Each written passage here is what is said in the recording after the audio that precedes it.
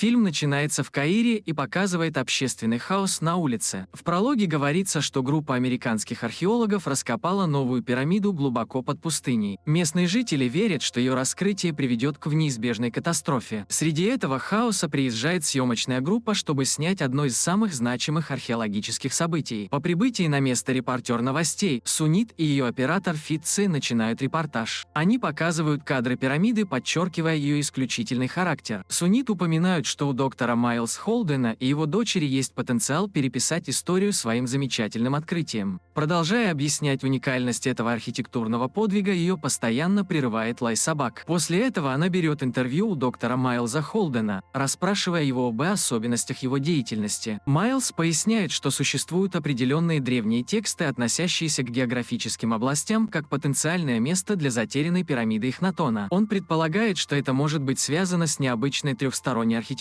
которую они обнаружили. После этого съемочная группа подходит к Наре, которая уточняет на камеру, что трехсторонняя пирамида – это не пирамида царя Эхнатона. Далее она заявляет, что структура, с которой они имеют дело, находится под землей. Она объясняет, что песку требуется тысячелетия, чтобы подняться на такую высоту, а это означает, что структура пирамиды на несколько поколений предшествовала правлению Эхнатона. Позже Майлз и Нара рассказывают ей о спутнике, вращающемся вокруг Земли, и показывают ей конкретную область, где расположена пирамида. Они нашли туннель, по которому можно проникнуть в пирамиду. Заинтригованная Сунит спрашивает больше о спутнике, и Нара отвечает, что ее вдохновила статью под названием SETI «Поиск внеземного разума». На протяжении всего разговора Майлз пытается увести Сунит от обсуждения спутников, предлагая вместо этого сосредоточиться на археологии. Однако она утверждает, что аспект спутника важен, поскольку он символизирует зарю новой эры в археологии. Вечером Нара разговаривает по телефону со своей матерью. Она уверяет ее, что будет в безопасности на протяжении всей миссии. В этот момент она замечает дистанционно управляемый вездеход под названием Шорти, спроектированный ее парнем. Оказывается, Шорти изначально был разработан НАСА для марсоходов, что позволило им перемещаться по сложной местности. Он оснащен встроенными возможностями записи, фиксируя как визуальные, так и слуховые данные. Оказавшись внутри пирамиды, Шорти будет передавать кадры в реальном времени в командный центр, обеспечивая ценную помощь миссии. На следующий день египетские рабочие, которым было поручено пробраться через туннель, сообщили, что они попали внутрь пирамиды. Услышав это, команда Майлза в сопровождении Сунит и ее команды репортеров спешит в туннель. После удаления последнего камня происходит неожиданный взрыв, выделяющий токсичный газ, смешанный с грибком, охватывающим окрестности. Один из членов команды вдыхает этот газ, но прежде чем его состояние ухудшится, прибывает медицинский персонал и спасает его. Некоторое время спустя Майлз получает сообщение от министерства, в котором содержится указание, что группа должна покинуть территорию в течение 24 часов. Это из-за хаоса и широкомасштабного насилия, вызванного протестами в Каире, поскольку местные жители против вторжения иностранцев в их пирамиды. Из-за этого Майлз решает отказаться от миссии и уехать на следующее утро. Однако Нара пытается убедить отца хотя бы отправить Шорти посмотреть, что на самом деле происходит в пирамиде. Майлз неохотно соглашается отправить марсоход внутрь пирамиды. В следующей сцене египетский капрал Шадид приходит проверить их и приказывает команде уйти как можно скорее. После этого Шорти отправляют внутрь пирамиды,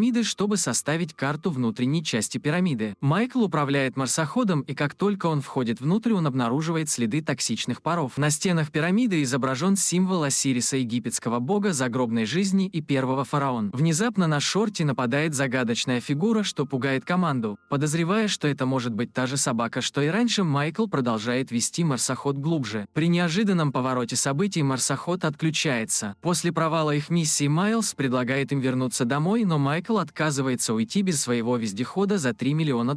Он пытается убедить команду отправиться внутрь пирамиды, чтобы забрать его, также сославшись на то, что оно предоставлено НАСА. Майлз относится к этому скептически, но в конце концов команда убеждает его продолжить миссию. Шадид также предлагает им 2 часа на восстановление устройства. После этого Майлз, Нара, Майкл, Сунит и Фитци проходят в пирамиду. Оказавшись внутри, Нара достает камеру. Майлз постоянно предостерегает команду ни к чему не прикасаться, потому что древние постройки очень нестабильны, что создает риск обрушения в любой момент. Некоторое время спустя Майкл находит обломок своего вездехода, что его беспокоит. По мере того, как они углубляются, Нара обнаруживает проход, ведущий вверх, и призывает команду исследовать это. Пролезая, они натыкаются на различные предметы и конструкции. Нара также находит металлическую конструкцию, испачканную засохшей кровью. Несмотря на то, то, что это предупреждающий знак, она небрежно берет образец для дальнейшего исследования. Во время спуска направляющий трос, поддерживающий Майлза, неожиданно рвется, в результате чего команда теряет чувство направления. Они входят в комнату, где Майкл находит свой пропавший марсоход. Однако хрупкий пол комнаты обрушивается под ними, в результате чего команда падает. Ситуация усугубляется тем, что на Майкла падает большой обломок, раздробивший ему ногу. Команда прилагает все усилия, чтобы освободить его, но безуспешно. Сунит находит яму и решает вылезти наружу на поиски выхода и обратиться за помощью.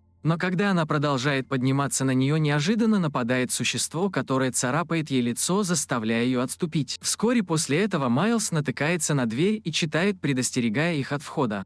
Затем он предлагает им подождать, пока за ними не придет армия. Однако Нара не соглашается, поскольку у Майкла мало времени, и она решает искать другой выход. Прежде чем оставить его одного, она протягивает ему факел и целует, обещая вернуться. Но через несколько минут группа слышит крики Майкла, побуждающие Майлза и Нару бежать ему на помощь. Когда они прибывают на место, они видят, что его отрубленная нога прижата под камнем. Пятна крови на земле указывают на то, что его затащили в шахту и сожрали. Это трагическое событие шокирует Нару, но отец призывает ее остаться с командой и искать выход. Когда они воссоединяются с Сунит и Фитце, Майлз скрывает правду и говорит им, что Майкл раздавил себя, пытаясь сдвинуть камень. Затем команда продолжает свой путь через туннель, и Нара чувствует, что что-то следует за ними. Ее предположение подтверждается, поскольку вскоре их преследует стая существ.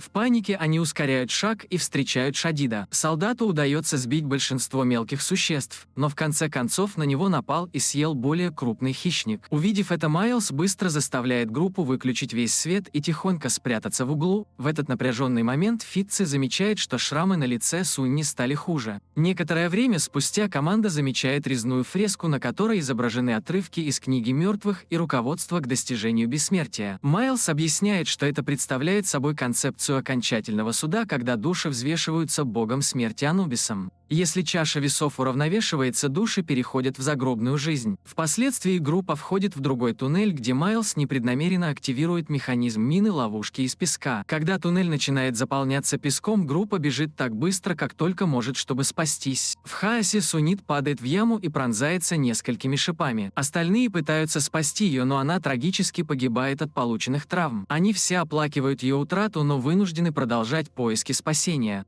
Пройдя некоторое время в неведении, они натыкаются на еще одну недостающую часть Шорти. Фитце понимает, что его антенну можно переделать для установления связи с внешним миром. Он изобретательно подключает марсоход к своей камере и готовит ее к записи. Затем Майлз отправляет видеообращение, объясняя, что он вместе со своей дочерью и оператором оказались в ловушке на месте раскопок и нуждаются в помощи. Кроме того, он также предупреждает, что пирамида кишит смертоносными существами, поэтому любой, кто решит прийти на помощь, должен взять с собой оружие. Позже Майлз обнаруживает потайную дверь и умудряется ее открыть, открывая путь к захоронению. Войдя внутрь, они сталкиваются с шокирующим зрелищем. По мере дальнейшего исследования группа находит труп исследователя XIX века вместе с его дневником с подробным описанием потенциального пути побега. Однако прежде чем они успевают полностью обработать информацию, Майлза внезапно пронзает когтистая рука, вырывая его сердце. Нара взывает к отцу, но Фитце утаскивает ее, и они убегают в безопасное место. К сожалению, погребальная камера закрывается, запирая их внутри. Не имея альтернативы, Фитце принимает смелое решение противостоять смертоносному существу. Медленно возвращаясь в погребальную камеру, он становится свидетелем того, что Майлз все еще жив и привязан. Фитце снимает на свою камеру эту душераздирающую сцену, пока существо взвешивает сердце Майлза, чтобы определить его пригодность для загробной жизни. Обнаружив его нечистым, существо съедает сердце, что приводит к его окончательной гибели. После этого Фитце возвращается к Наре и показывает ей отснятые кадры. Нара идентифицирует это существо как Анубиса, гибрида шакала и человека, который пожирает сердца нечистых или виновных людей. После ухода Анубиса Фитце идет забрать пистолет у погибшего солдата.